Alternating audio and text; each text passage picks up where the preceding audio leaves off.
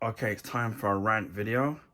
Normally when I do rant videos, I'm usually out and about because it's just easier to, clear your thoughts. But as it's kind of really been cold in the UK at the moment, and I'm just too tired, and I'm gonna do it indoors. So sorry about the backdrop of my Blu-ray collection.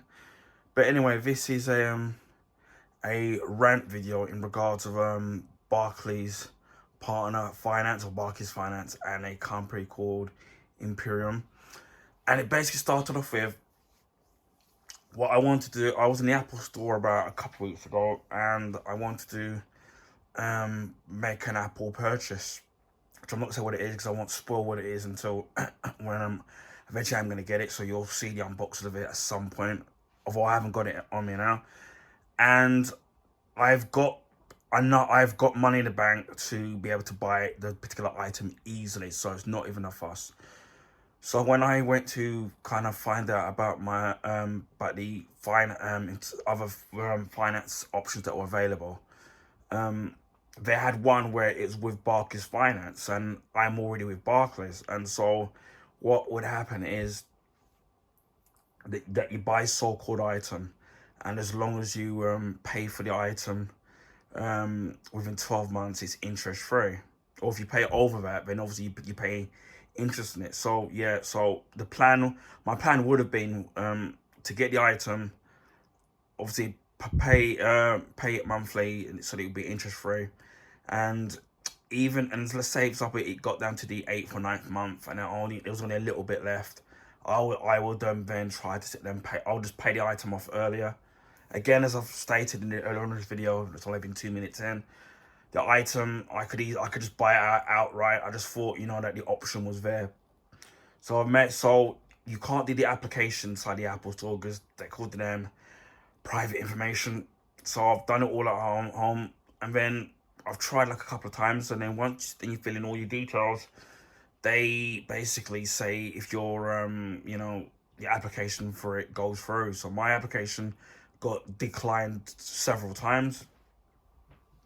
Again, they don't exactly even tell you why, which is stupid. So I rang up Barclays Finance, explained the situation of what's happened. They've looked and seen that I've tried a couple of times.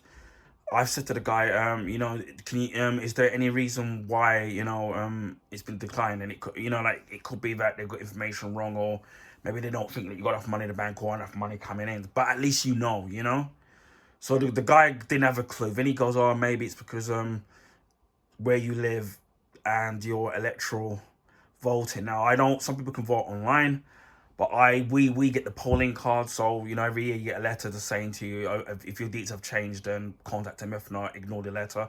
So we just get the polling cards, go down to the polling station whenever general election or by-election or whatever bleeding well is, and we just use the polling cards, say, oh, I prove our identities, and then just bullet vote and then done. So I said to the guy, no, I don't vote like that. That's how I vote. So he said to me, you have to make sure, what you have to do is contact your bank and contact this company called Experian to basically them to fix maybe there's incorrect details. So I said to the guy, well, how can why would I need to sit there and go to my bank to make sure my details are correct when I get bank statements with my name on it and the address on it, right? And there hasn't been any, isn't any issue. Why? I mean, surely that would be a problem. Obviously not listening. So I've tried to contact the credit people who check your credit. You go through the options, and then basically they call it customer service, but if you're not a member, you go through this automated options, and basically if you can't go through it, then it cuts you off. So you don't even get. So sometimes with most banks, if you phone at the customer service, what normally happens is that if you haven't got your bank details, eventually they tell you to hold the line, and you can just speak to somebody. And if you do have your details with that bank, then they can, they go for security checks and they can still find out that it's you or not. So, but with an Imperial company, you can't contact them because it's all automated. So I go back to Barclays Finance. The person I speak to now, it's a call center in India, so I'm not trying to be racist or anything. Woman trying to explain to them what's happened and what's happened with trying to get for this company. She said all she can say is, oh, she's confused. She doesn't understand, and I'm explaining to her slowly and carefully about what's happened. Doesn't know the leaves from the trees. So I ring up Barclays, speak to the customer service, and then they say obviously they're separate from Barclays Finance. Explain to them what's happened, and it's an Apple product. She goes, yeah, I know what you mean, because she's actually done it herself. Totally understanding. She goes, right, I'll put you through to somebody. So she puts me through to somebody. So on the phone for the person, but back to some high up in Barclays Finance. The person was ever so nice and kind of understanding, really kind of polite and nice. So I thought, you know what, finally I'm kind of getting somewhere. And then she goes, well, about the complaint. So she goes, we'll sort it out for you. And she goes, try and sort something out. What we'll do is that we'll ring you back we'll try and appeal the decline. And then what we'll do is that we'll phone you back within 3 to 5 working days. So I said, fine. So again, it was on the phone talking for over three to 5 minutes, for nearly half an hour or so. So more than a week passes, and then no phone call. Don't get a call back to, about the complaint. So then I've rang them back up. So enough complaints. So look, no one sat down and phoned me back and all this stuff. And then obviously the person on the phone was just really a bit rude and condescending. And then a guy came, and what we'll do is that we'll get somebody else to ring you back. So a couple of days later, somebody else rings me back. We go through it all. The guy says to me, "Oh, you still have to sit there and do this credit check thing, blah blah blah, and you have to sit there and do it." So then not even a apology for the bad poor customer service, which was actually poor, because when I've been, believe it or not, when I've looked on Trustpilot on the internet, and when you look at the review, Barclays Finance have got like a 1.3 out of 5. You can look for yourself, so you don't need for me to sit there and to take my word for it. And then even with Emporium, out of 5 stars, they've been given 1 as well. Completely poor. So not even an apology. So then I've tried to email each of these different organizations to find out why I was declined. And then I get a reply back with one of them saying that my information doesn't exist. And what's really stupid is that Barclays Finance, what they do is that they get these companies to basically gather information on, and then the information goes then back to Barclays Finance, and then you have to basically, if you fulfill their criteria or their criteria, then obviously you get, then you can get the loan. So even all the different companies like Emporium that you kind of go to, they can't tell you the criteria of it, because they're only gathering information. And then when I've gone back time after that back to Barclays Finance, all they can say is, oh, you need to go back to all the organizations. And I've said, well, this is really stupid, right? I even said to the guy, all I want to do is find out what the reason is. It could be that I'm not making enough money, or it could be a mistake with my address and billing, or with my name, right? The guy goes to me, well, we can't tell you, because of fraud. Now I understand that there's a lot of fraud going on, especially with that we're living in a technical age where thieves are getting more and more sophisticated. We're trying to use to defraud people out of money. We see with emails where it was very easy to spot a dodgy email from a bank, or even like these Amazon or fake Amazon or Apple emails, or saying that you owe money, or your Amazon Prime account is about to expire, or your iCloud account is full, so you need to do this. And some of them even try to copy the actual logo of the particular company. And back in the day, they were really easy to spot, because they would use really stupid gobbledygook emails, which you could see when you see who it's sent from, and even poor spelling mistakes or even poor grammar. Now, when it comes to fraud, any company that you're with, a well-known, whether it's a bank, if we've used to with some of the Amazon, will never ask for your details or put a PDF file for you to download, for you to get your account back. And if you're unsure, always find out the proper. If it was, say for example, it's an email from, say, like your bank, a bank saying that you owe money, or your bank account's been closed, and you're not sure it's them. Always go and find out the proper number and go to them directly if you're unsure. But anyway, so I understand fraud. Plus, my brother's used to work in the bank for over 10 years. I'm not going to say which one. So, although I haven't worked in it, you kind of pick up a lot from my own brother who works at the bank. So he goes about fraud.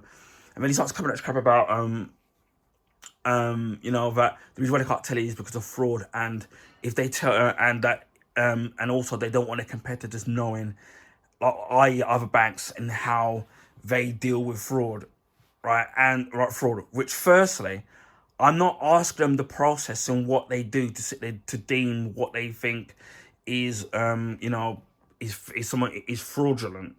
I'm only all I'm asking, if you've proven your identity, we have to go through all these security checks. It should be easy to sit and say, look, you've been declined because of this reason. And if it's a simple misunderstanding, then it can simple as they've got your details wrong and a misunderstanding. It can be an easy fix. I'm not asking them what their system is and what they use to, you know, deal with fraud. Then he uses this excuse and goes, oh, well, they started being tied because people were making fraudulent claims in the Apple Store, which is completely rubbish, because when I was trying to get the particular product in the Apple Store, they said that they don't do, when it comes to these packages, they don't do it in store because of privacy information. So you have to do it in the comfort of your own room or wherever you are. But they don't do it in store. And then about 10-12 years ago, when I bought an iMac, and I took a fight of industry finance on that, and I paid it off. I had to go through checks to make sure I could pay it all. You know, whether you lived at your own property for more than 5 to 10 or 20 years. And then whether or not you've owe money, you've been in debt, and etc, etc. So you weren't, obviously things have it's probably the process of it changed, but even back then in the Apple Store years ago, you could not put in a financial claim like that inside of the Apple Store anyway. But obviously to protect their heads, like, so if one of their own team, you know, sees your private information to what you're filling out, they don't want to sit there, and it could be held liable if something happens to your money, and you can sue them. So I know the guy is actually talking rubbish. So I email Emporium, tell them what's going on. Eventually they get back to me. They say to me, okay, what you need to do is join up. So I've done that, put in all your details, like your name, date of birth, how long you've lived there for, what bank you're with, your mobile number, which what bank you're with, and then you've got to give them a memorable word. So let's say the word is Resident Evil, which isn't what my one is, right?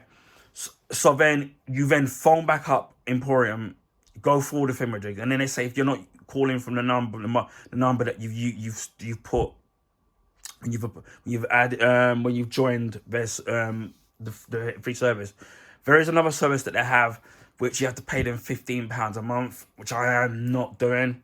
It's a total rip off. So I've done all that, put in all the details, all perfectly. Then it has my credit score, which is actually really good. Anyway, done all that, and then what's the word? And then we've done all that. Then I rang them up, asked for your date of birth, postcode. Then he asked for the memorable name that you've put in there, and he goes, if you've forgotten it, press star. But I knew what it was. So sometimes it asks you for the 3rd or 6th or 8th letter of that particular name that you've used. It's then sat there and then said, the automated service says, I'm sorry, we don't recognize that. Did it several times, still doesn't recognize it. But then when I've done it via the app, and it's often on the app, it's actually worked. And all that to talk to human beings. So you can't even talk. So even if a bank, even if you haven't got your details and you don't put the sort code account number, you'll still get through to somebody, and then they'll do security check to see who you are and stuff. So with the banks you can still do, but with this company you can't get through to them. Gone back to Barclays Finance, told them what to happen. I said, look, all I want to do is find out why it's declined. All the guy keeps telling me is, well, you need to contact the Emporium. And I said, but I've just told you I can't get through to them because it's an automatic service. The automatic service isn't working. So it doesn't allow you to talk to a human being. The guy just keeps repeating the same thing. So and he goes, well, we can't help it. And then you could tell that the guy just wasn't bothered, couldn't care less. And this is customer service. Absolutely, what I'll say is completely poor and completely condescending as well. So I rang up Barclays, told them the same thing, and then I got the same thing from them, absolutely, where they kind of weren't bothered and were just rude.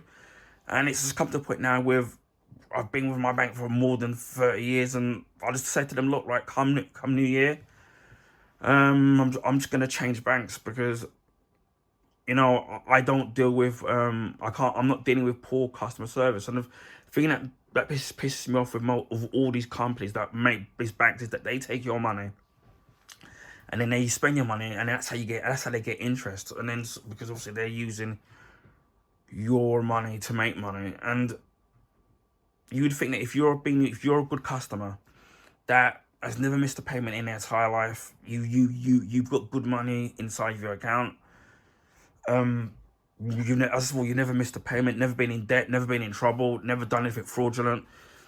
And again, customer loyalty, that you've been there for years, that these people would bend heaven and earth to try and help you solve a simple solution. Because as I said before, it could be as simple as that they've got my details wrong, and then that's what it is, and then I can't know it and they can't tell you. And what's stupid is Barclays go to those companies to gather the information, but then when you go to them, the Barclays themselves, they can't help you. So the particular item that I want, I'm better off just buying it out right now, which is what I'm gonna do. And again, eventually when I do the unboxing of it, you'll see what it is, and I will recap on this story.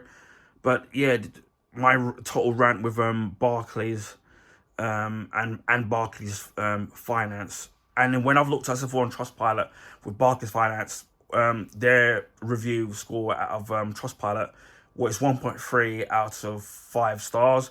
And every 1-star review that I've seen, and where people complain about Barclays Finance, it's everything that's happened to me. It's exactly the same story in terms of what's happened to them. Every single review, same story. And it's like these people don't even care. Even with Emporium as well, when you need to find out your credit score and your credit check, same thing with them. It's absolutely poor. I mean, they're quick to take the money off these particular people, and then when people want their money back, then they're very, don't want to, make it difficult for people to get their money back. And to me, I don't know if it's just the UK and if it's anywhere else in this world, but it's just the absolute poor service in my thing. It's like when I've had like run-ins with Amazon, then I had problems with my Xbox One S control pad. I had problems with that, and then all they did was, okay, this is what the problem, right? What you have to do is, right, what we'll do is that we'll give you another one. It was over, and then believe it or not, it was over a year. And I said to me, well, what you have to do is return the whole console. I was like, well, I've got game saves in there. I mean, the console works fine. It's just the joypad. So they said, okay, then what you can do is that you order. This happened about 2-3 years ago. So what you can do is find the same pad, order another one. Once you order it, give us the reference number, and then we'll give you back the money back. And then so I ordered it while the person was on the phone, and they did just that, where I ordered it and they gave me back the money back. And then I said to them, what should I do with the old pad? They said to me, well, if it's not worth it to me, you can do whatever you want of it. So I even attempted to fix it, believe it or not. Another time I ordered a Marvel Blu-ray. I think it was 4. I think maybe the set 4 Dark One, it may have been. And I ordered it, and then it never arrived. It got and then I contacted them, and then usually they say you have to wait 14 days. It was 4 days late. Told them what happened.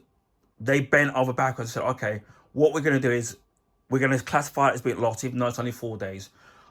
I'm going to put out a new order, and we're going to put it first. We're going to do it premium delivery, so you're going to get it next day delivery. Thank you. So the next day after that, I got the item as quick as anything.